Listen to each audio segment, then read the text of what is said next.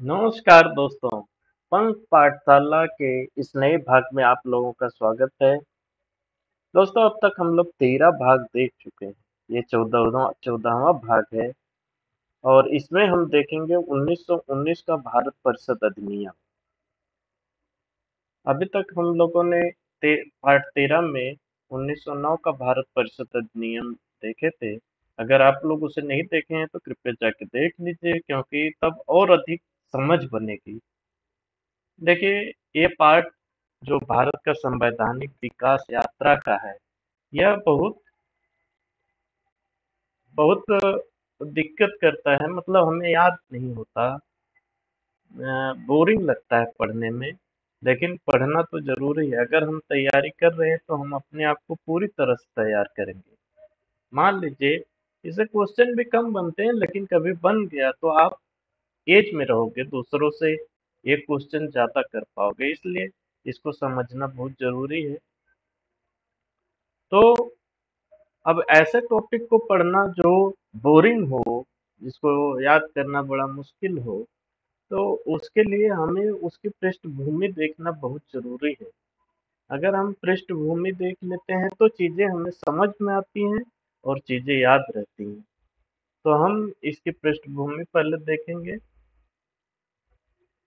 तो ये 1919 की बात है, यानी अब 1909 से 19 तक 10 साल का ये समय है और हम आजादी के बहुत करीब हैं। लोगों में चेतना बन चुकी है।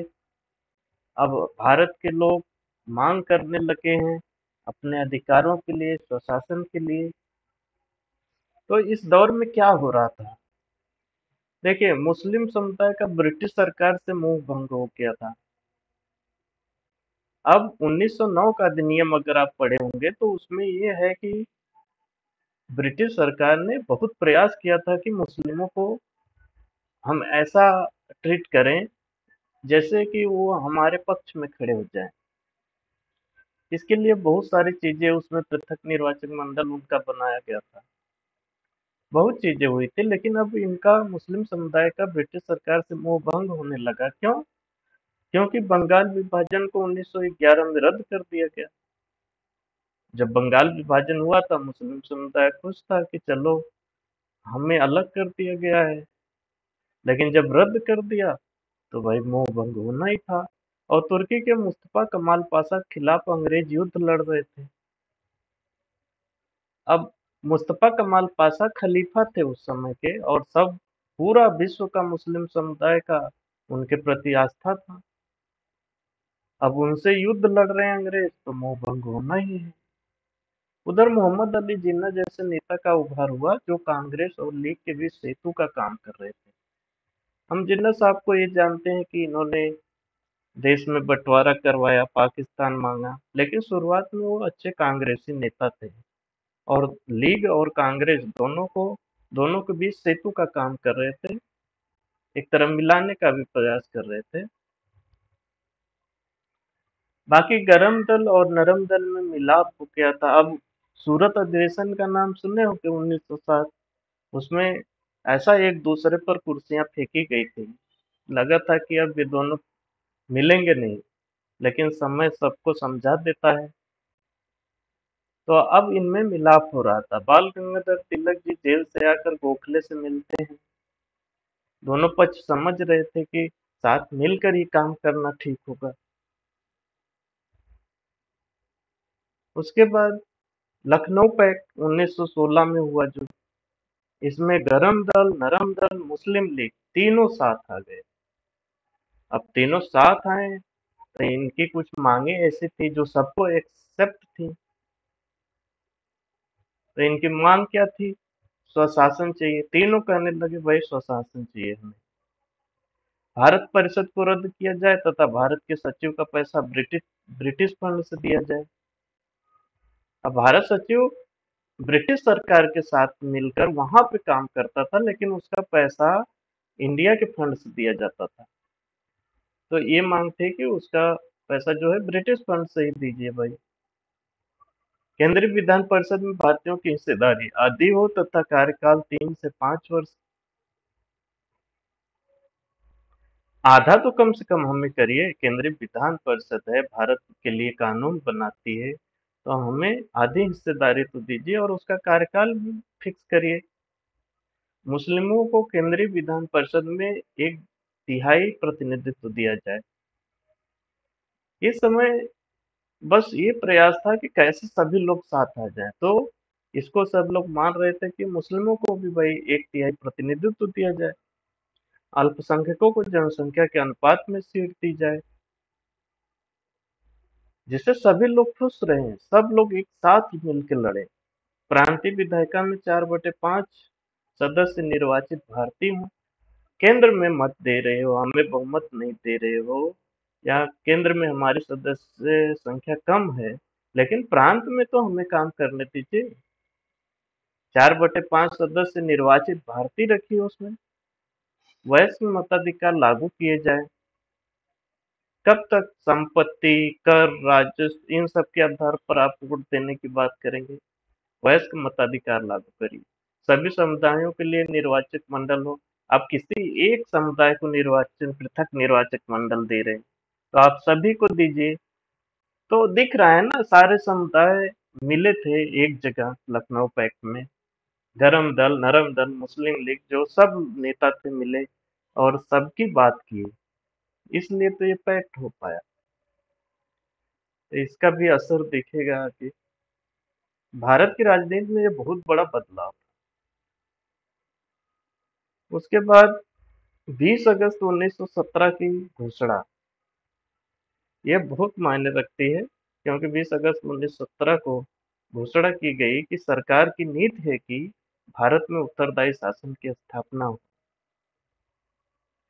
उत्तरदायी शासन, सरकार उत्तरदायी बने, शासन के प्रत्येक शाखा में भारतीयों की भागीदारी हो, स्वशासन वाली स्वतंत्र संस्थाओं का विकास हो। तो बड़ी बड़ी चीजें बोली गई थी और इसका प्रभाव भी हमें 1919 के एक्ट में दिखता है। अब आते हैं प्रावधान पर। उत्तरदायी सरकार शब्द का प्रयोग पहली बार किया गया है यहाँ पर। उत्तरदायी सरकार बनी कि नहीं वो बात हम आगे देखेंगे, लेकिन इस शब्द का प्रयोग पहली बार किया गया। पहली बार प्रस्तावना लिखी गई, इस अधिनियम में प्रस्तावना जोड़ी गई। इंग्लैंड में बदलाव अगर देखें तो भारत का उच्चायुक्त पद बना, वायसराय की परिषद का एजेंट था। मतलब एक उच्चायुक्त, भारत का उच्चायुक्त ऐसा पद बनाया गया जो वायसराय की परिषद का एजेंट के रूप में काम करता था। भारत सचिव का पैसा ब्रिटिश फंड से, देखिए असर हुआ ना, ब्रिटिश फंड से अब इसका भारत सचिव का पैसा दिया जाएगा। भारत में अगर बदलाव की बात करें तो सबसे पहले केंद्रीय कार्यपालिका परिषद में बदलाव। देखिए आज की तरह ही संस्थाएं बन चुकी थी। केंद्रीय कार्यपालिका परिषद जिसमें टोटल 6 सदस्य होते थे अब तक। जैसे आज मंत्रिमंडल होता है, वैसा ही संरचना ये थी। जो केंद्र का मंत्रिमंडल है, जिसमें प्रधानमंत्री और मंत्री लोग मिलकर सरकार चलाते हैं, वैसी संस्था था। इसमें 6 लोग थे, तो 3 भारतीयों को विभाग, अब 6 में से कमांडर इन चीफ को छोड़ के 3 भारतीय होने आवश्यक हो गए। इसमें ये प्रावधान किया गया। ये बहुत अच्छी चीज थी और इनको विभाग भी सौंपे गए। विषयों की 2 सूची बनी, केंद्रीय एवं प्रांतीय। जिस विषय पे ये लोग काम करेंगे उसकी 2 सूची बना दी गई कि एक केंद्रीय होगी और एक प्रांतीय होगी। कौन सा विषय किस सूची में होगा, इसके निर्धारण का अधिकार वायसराय के पास होगा। जाहिर सी बात है भाई, वायसराय को ही देना था। वायसराय तय करेगा कि कौन सा विषय किस सूची में रहेगा, केंद्रीय में रहेगा कि प्रांतीय में रहेगा। उसके बाद भारत में बदलाव को अगर देखते ही हैं तो अब केंद्रीय विधायी परिषद में बदलाव देखते हैं। विधायी परिषद केंद्रीय यानी आज की संसद और द्विसदनी व्यवस्था बन गई थी। आज जैसे हमारी केंद्रीय विधायिका जो है वो 2 सदनी है, जैसे लोकसभा राज्यसभा, ऐसी 2 सदनी व्यवस्था बन गई थी। बहुत मतलब यहाँ से ही सीखे हैं हम लोग जैसे पहला इसमें था राज्य परिषद, जैसे आज की राज्यसभा है वैसा। इसमें 26 नॉमिनेटेड होते थे प्लस 34 निर्वाचित सदस्य होते थे। इसका कार्यकाल 5 वर्ष था। महिला कोई नहीं थी। ठीक। फिर दूसरे जो सदन था, केंद्रीय विधानसभा उसे कहते थे। जैसे आज की लोकसभा है जो कानून बनाती है, वैसे की केंद्रीय विधानसभा। इसमें 41 नॉमिनेटेड होते थे। 41 नॉमिनेटेड में 26 सरकारी और प्लस 15 गैर सरकारी होते थे, और 104 निर्वाचित होते थे। संख्या बहुत अच्छी कर दी गई थी। तो ये केंद्रीय विधायी परिषद की चीजें हैं, दो सदनी बन गई। अब केंद्रीय विधायी परिषद में बदलाव क्या क्या हुआ? अगर शक्तियों की बात करें तो पूरे भारत के लिए विधान बनाना इनका काम था। इनको पूरे भारत के लिए विधान बनाने की शक्ति दी गई। वर्तमान कानून में ये संशोधन कर सकते थे, उसको निरस्त कर सकते थे, स्थगन प्रस्ताव ला सकते थे, संकल्प पारित कर सकते थे, पूरक प्रश्न पूछ सकते थे, शॉर्ट नोटिस नोटिस पर प्रश्न पूछ सकते थे। अभिव्यक्ति की स्वतंत्रता दी गई। सीमाएं, अभी भी बहुत सीमाएं थी। सरकार आज की तरह तो थोड़ी थी। तो सीमाएं थी क्या इसमें? वायसराय से पूर्व सम्मति चाहिए। किन किन बातों पे? अगर कोई संशोधन करना है, कोई निरस्त करना है कानून, विदेशी संबंध पे कुछ कानून बनाने हो, भारतीय राज्यों से संबंधित कोई मामले पे कानून बनाने की बात हो, लोक राजस्व से संबंधित कुछ मामला हो, रक्षा आदि से जुड़े कोई मामले हो, तो इसमें वायसराय से पूर्व सहमति चाहिए। पहले उनसे सहमति लेके तभी कानून बनाएंगे या जो भी करें। उसके बाद वायसराय का वीटो था, वह किसी पे भी वीटो लगा सकता था, किसी कानून पे, किसी बिल पे। इसके ना के बावजूद वायसराय खुद कानून बना सकता था। मान लीजिए अगर केंद्रीय विधायी परिषद किसी कानून को बनाने के लिए ना करते, तो इसके बावजूद भी वायसराय खुद कानून बना सकता था। वायसराय के पास अध्यादेश की शक्ति तो थी ही पहले से। बजट, कुछ विषयों पर ही चर्चा होती, 25% लगभग विषयों पे चर्चा होती थी। तो ये सब इसकी सीमाएं थी। आज तो भाई हर विषय पे चर्चा की जाती है। प्रांत में बदलाव देख लेते हैं। तो कार्यपालिका परिषद, यहाँ भी कार्यपालिका परिषद मतलब जो सरकार चलाने का काम करे। प्रांत में, तो प्रांत में द्वैध शासन लागू हो गया। और कभी काल पूछ लेता है इसके जनक कौन थे, तो लियोनेल कर्टिस थे। द्वैध शासन लागू हो गया। कैसे भाई? क्योंकि यहाँ दो सूचियां बना दी गई, एक आरक्षित और एक हस्तांतरित सूची। आरक्षित सूची में क्या था कि गवर्नर का परिषद के जरिए प्रशासन, जो कार्यपालिका परिषद थी उसके जरिए गवर्नर खुद इन विषयों पर, आरक्षित विषयों पर शासन करता था। यह कोई उत्तरदायी नहीं था, इसका किसी के प्रति उत्तरदायित्व नहीं था। और दूसरा जो हस्तांतरित विषय था, उसमें गवर्नर द्वारा मंत्रियों के सहयोग से प्रशासन होता था।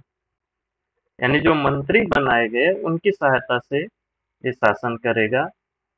यह व्यक्तिगत रूप से मंत्री विधायिका के प्रति उत्तरदायी था। व्यक्तिगत, सामूहिक उत्तरदायित्व जो आज हम लोग देखते हैं वो नहीं था। व्यक्तिगत रूप से कोई भी मंत्री था जो विधायिका के प्रति उत्तरदायी था।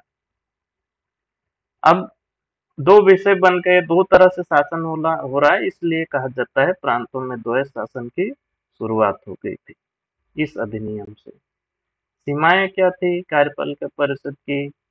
संवैधानिक मशीनरी फेल होने की आशंका हो तो गवर्नर हस्तांतरित विषय अपने हाथ में ले सकता था। अब भाई हस्तांतरित तो कुछ किए ही थे, मामूली से विषय जिसको कोई नहीं देखता, तब भी अगर कुछ संवैधानिक मशीनरी फेल होने की आशंका लगे गवर्नर को, तो हस्तांतरित विषय भी अपने हाथ में ले लेता था। वायसराय और भारत सचिव आरक्षित सूची में हस्तक्षेप कर सकते थे। अब वायसराय जो अपना यहाँ का सबसे बड़ा प्रशासनिक अधिकारी था, आज प्रधानमंत्री की तरह, और भारत सचिव जो ब्रिटिश में सबसे बड़ा पद था, वो दोनों आरक्षित सूची में हस्तक्षेप कर सकते थे। गवर्नर के पास बिल वायसराय के लिए आरक्षित करने का अधिकार था। अब आज जैसे राज्यपाल किसी भी बिल को केंद्र के लिए आरक्षित कर सकते हैं, उसी तरह गवर्नर के पास भी यह शक्ति दी गई कि वह किसी बिल को वायसराय के लिए आरक्षित कर सकता है, यानी उस पर कानून नहीं बनेगा वायसराय जब तक नहीं चाहेंगे।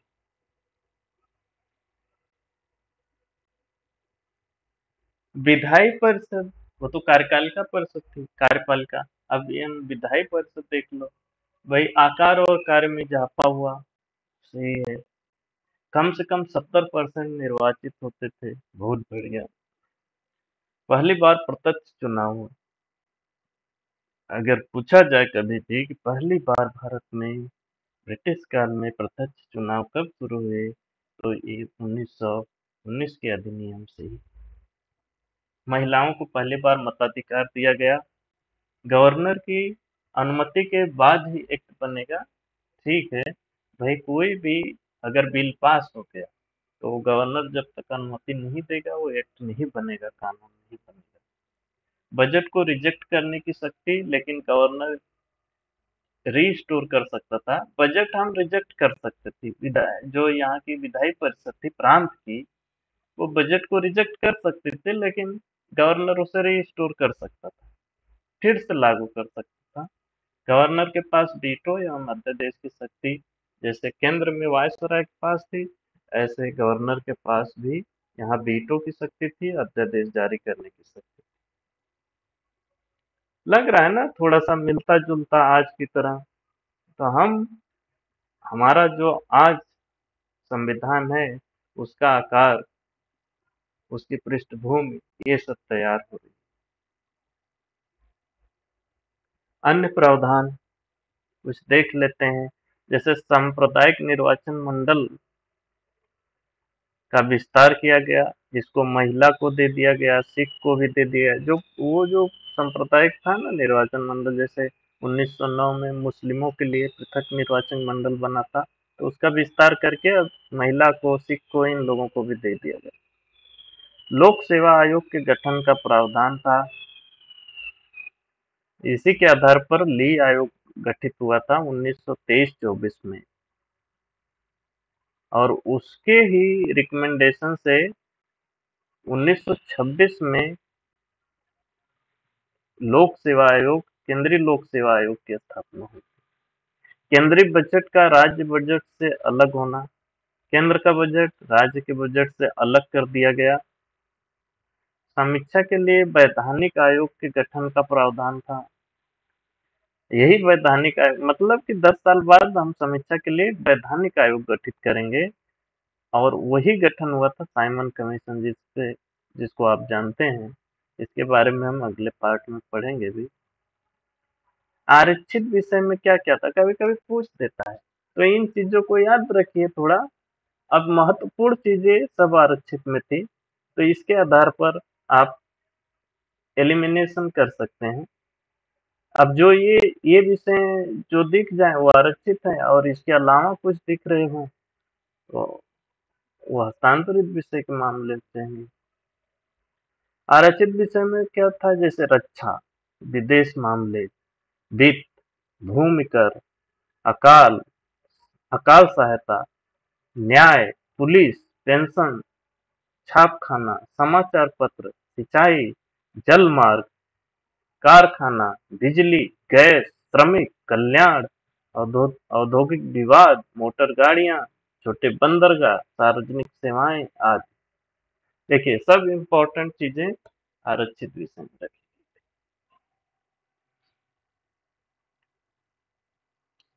महत्वपूर्ण तथ्य में वही चीजें हैं कि यह अधिनियम जो 1919 में पारित हुआ, लेकिन ये 1921 में लागू हुआ। मॉन्टेग्यू चेम्स्फोर्ड सुधार अधिनियम भी इसको कहते हैं। इसमें चैम्बर ऑफ प्रिंसेस की व्यवस्था की गई थी, जिसमें 120 सदस्य। अब भाई राजा महाराजा थे ना उसमें। बजट का अलगाव हुआ, जैसे अब केंद्र का बजट अलग होगा, राज्य का बजट अलग होगा। एक वैधानिक आयोग गठित करने की बात हुई थी, जो गठित हुआ साइमन कमीशन के नाम से। संपत्ति कर या शिक्षा के आधार पर मताधिकार, आज के जैसा नहीं कि 18 साल हो गए तो आप वोट दे सकते हो, तो नहीं, उस समय सीमाएं थी कि जैसे इसके आधार पर ही आप अगर इन योग्यता को रखते हैं तभी दे सकते हैं वोट। इसीलिए तो वह इस मताधिकार की मांग कर रहे थे। उसके बाद प्रांतों में द्वैत शासन, ये हम लोग देख ही लिए। प्रांत में द्वैत शासन लागू हो गया, जैसे कि आरक्षित विषय और हस्तांतरित विषय, दो तरह से शासन होने लगा। द्विसदनी व्यवस्था बन गई केंद्र में, देख ही रहे हैं हम। एक राज्य परिषद, एक केंद्रीय विधान परिषद, अ, लोक सेवा आयोग, और देख ही लिए हम। इसी के आधार पर ली आयोग का गठन हुआ था, जिसके रिकमेंडेशन से लोक सेवा आयोग बना था केंद्र वाला, संयुक्त। ठीक है, 1926 में।